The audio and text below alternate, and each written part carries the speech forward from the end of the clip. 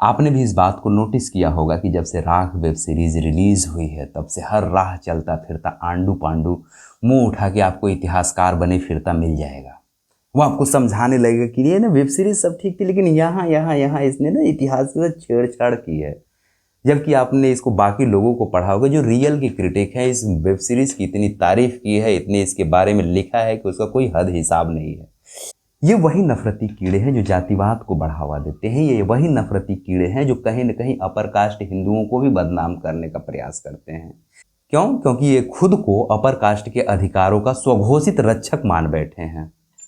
आप इनके कामों को बहुत बारीकी से देखिएगा तो इनको न तो किसी समुदाय से लेना है, न देश, न धर्म, किसी से कुछ नहीं लेना देना है। ये एक नंबर का अपने आप में स्वार्थी होते हैं। यदि कोई भी बात इनके, चाहे वो ऐतिहासिक रूप से सत्य ही क्यों न हो, यदि इनके आइडियोलॉजी के, इनके सोच की यदि वो खिलाफ चली जाए तो इसको फट से लेफ्ट लिबरल का प्रोपेगेंडा ही उसको साबित करने में लग जाते हैं। इनकी बातें आप ध्यान से देखोगे ना, इनकी बात और इनके कामों को आप बहुत ध्यान से यदि बारीकी से देखोगे तो वो अधिकांशतः अर्ध सत्य यानी आधे सच आधे झूठ पर टिकी होती हैं। इनका झूठ इसलिए चल जाता है क्योंकि इनको पता है कि इनका दर्शक इन्हीं के स्तर का है कि ये जो भी कुछ भी सड़ा गला उसको परोस देंगे वो आसानी से उसको एक्सेप्ट कर लेगा। इस वेब सीरीज में इसलिए अपना झूठ चला देंगे क्योंकि इनको पता है कि ये एक तो प्राइम वीडियो की वेब सीरीज है, दूसरी 6-7 घंटे लंबी वेब सीरीज है। तो 90% लोग तो वैसे ही इस वेब सीरीज को नहीं देखेंगे, और देखेंगे भी तो इतनी बारीकी से नहीं देखेंगे कि आपका झूठ कहाँ सही है कहाँ गलत है। तो इसलिए कुछ भी बोल दो, कुछ भी कह दो, चल जाएगा। अब आइए इनके हम आरोपों को एक एक करके देखते हैं कि इनके आरोपों में कितनी सच्चाई है। इनका पहला आरोप है कि जब वेब सीरीज सच घटनाओं पर होने का दावा करती है तो फिर ये इतिहास के साथ छेड़छाड़ क्यों? तो वेब सीरीज का डिस्क्लेमर पढ़िए और देखिए कि वेब सीरीज क्या बोल रही है।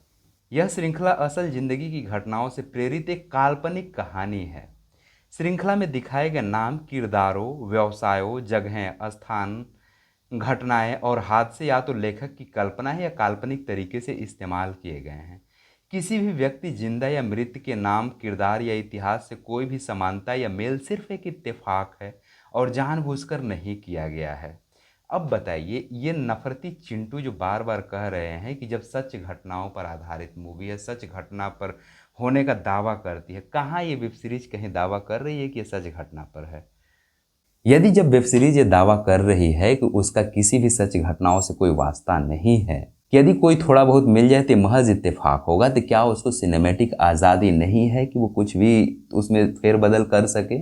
उसको फेरबदल करने की इतनी आज़ादी है। यही जो तथाकथित इतिहासकार हैं, इनसे जब पूछेगा कि अच्छा, प्रतीक गांधी की जो फूले रिलीज हो रही थी तो उसका तुम लोग किस बात का विरोध कर रहे थे, तो उसमें इनका तर्क था कि इसमें ना ब्राह्मणों को ये नकारात्मक तरीके से पेश कर रही है। तो फिर आप इनसे अगला सवाल करोगी कि अच्छा, जो ज्योतिबा फूले के कैरेक्टर में है प्रतीक गांधी, उनके साथ भी तो कई सारे ब्राह्मण काम कर ही रहे थे, तो फिर कैसे उनको नकारात्मक तरीके से पेश कर रहा है? नहीं नहीं नहीं, तुम नहीं जानोगे, ये सच नहीं है, जबकि वो ऐतिहासिक तथ्य पर बनी हुई थी। तो यही सवाल जब आप संतोष 2024 में जो आई थी उस पर पूछोगे, यही सवाल जब आप पंजाब 95 जसवंत सिंह खालरा के ऊपर बनी मूवी है उसके बारे में पूछोगे, इनका लगभग लॉजिक सेम ही रहता है। यानी कि जिस मूवी का एजेंडा इनके दिमाग से, इनकी आइडियोलॉजी से मैच कर जाए वो तो मास्टरपीस है, जैसे कि धुरंधर। लेकिन यदि इनके एजेंडा को जो यदि कोई एक्सपोज करती दिख जाए तो ये तुरंत जो है कि आ जाते हैं कि नहीं, ये हमको बदनाम कर रही है, हमारे इस समाज को बदनाम कर रही है, उस समाज को बदनाम कर रही है, तरीके की बात करने लगते हैं। इनका एक और आरोप है कि असल जिंदगी के कैरेक्टर जो हैं उनकी ऊंची जाति ऊंची है, लेकिन उनको इस वेब सीरीज में छोटे काम दिया गया है। तो आइए हम सभी की दरअसल असली में जाति देख लेते हैं और इसकी इस वेब सीरीज में क्या जाति है, किस काम को कर रहे हैं वो देख लेते हैं। तो इसके जितने राइटर, प्रोड्यूसर और डायरेक्टर हैं वो सब कहीं ना कहीं ऊंची जाति से आते हैं, जैसे डायरेक्टर परितोष राय हैं शायद। अब हम आते हैं एक्टर्स को, एक एक एक्टर्स की बात करते हैं। लीड एक्टर अली फजल हैं, शेख कम्युनिटी से आते हैं, upper caste. Anshul Chauhan OBC से आती हैं। उसके बाद से उनके पिताजी के कैरेक्टर में घनश्याम राकेश बेदी हैं जो पंजाबी खत्री के कम्युनिटी से आते हैं। उनका दोस्त जो जावेद है वो अरोड़ा फैमिली से आते हैं, वो भी अपर कास्ट हैं। उसमें जो सोनाली बेंद्रे हैं वो मराठी शायद ब्राह्मण हैं। उनके जो हस्बैंड हैं जो मिस्टर अरोड़ा हैं वो काश्मीरी मुसलमान हैं, वो अशरफ कम्युनिटी से शायद आते हैं। उनकी जो बेटी है दिव्या अरोड़ा और जो साहिल अरोड़ा है वो दोनों जो है कि शर्मा हैं।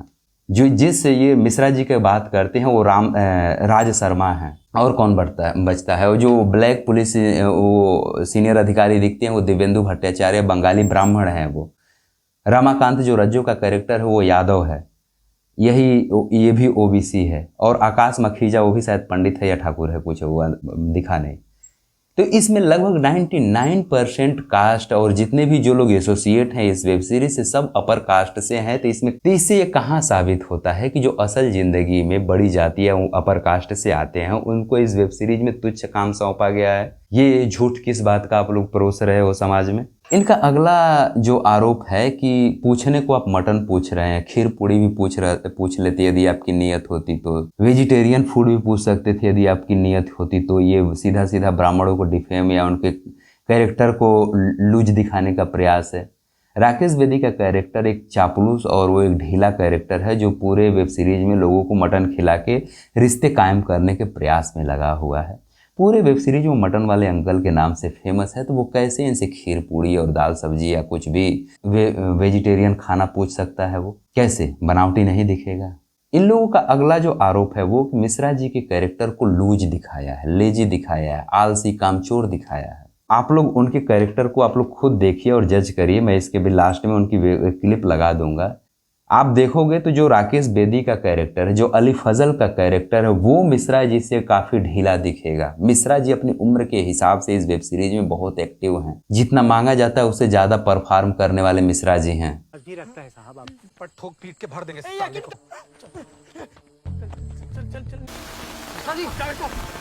चल जी, जड़ी है जड़ी। स्कूटर पे लिफ्ट लेते हुए 2 और है शायद। डॉग स्क्वाड का कहना है सर एक टीम यही रिज पे रहेगी जी, और बारिश धीमे हो। साहब ये मिला। कुछ हुआ तो नहीं ना साहब? क्यों बात बढ़ा रहे हो? मैडम अभी बहुत सदमे में है, बड़ा बुरा। ये बात आपको नहीं भूलनी चाहिए कि वो एक छोटे पुलिसकर्मी के तौर पर हैं और कोई भी पुलिस के बड़े अधिकारियों की डांट डपट का शिकार होते रहता है। अब बात करते हैं असली मुद्दे पर। इनका असली मुद्दा भी सोचिए कि यही अली फजल जैसे कह रहे हैं सब कि गुप्ता जी के कैरेक्टर को आप कैसे दिखा सकते हो किसी दलित से। इनका जो सबसे बड़ा दुख है वो इस बात का है कि कोई जाटो इन्वेस्टिगेटिव टीम का हेड कैसे हो सकता है, किसी केस की तहकीकात कैसे कर सकता है, कोई जावेद ईमानदार कैसे हो सकता है, क्योंकि इन सब की ठेकेदारी तो ये लोग लेकर के बैठे हुए हैं। इनको दुख इस बात का है। अभी जरा सोचिए कि अली फजल जाटव ना होकर के कोई मिश्रा तिवारी द्विवेदी होते हैं तो इनको कोई एतराज़ नहीं होता है। ये नहीं चाहते हैं कि कोई रील में भी बढ़िया काम करते दिख जाए छोटी जाति का। अब जरा आप सोचिए कि यदि ये लोग रील में इसको पचा नहीं पा रहे हैं तो अलग असल ज़िंदगी में क्या ही पचाते होंगे, क्या ही किसी छोटी जाति के, किसी मुसलमान को या किसी भी हाशिए पर बैठे समुदाय को ये लोग क्या ही एक्सेप्ट करते होंगे।